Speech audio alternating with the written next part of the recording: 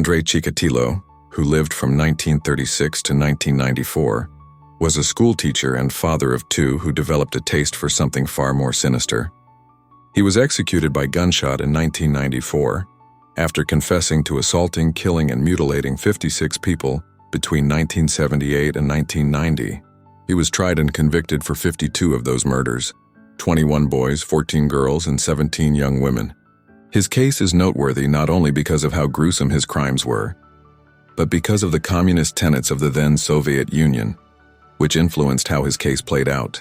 Although the Soviet police tried to issue warnings to the public during their investigation, they were hampered by the country's official ideology, which maintained serial killings were impossible in a communist society.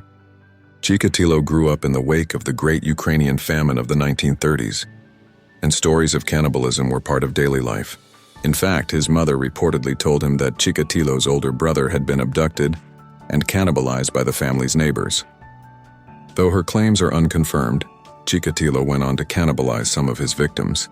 He became a teacher in 1971, but Chikatilo resigned when parents complained he had groped their kids. He just got another teaching job. In 1978, he began killing young people he'd picked up at cafes and train stations, luring them into the woods and violently raping and killing them. The Los Angeles Times notes that, according to Chikatilo's court testimony, he often gouged out his victims' eyes, cut out and chewed on their sexual organs, and stuffed their bodies with dirt.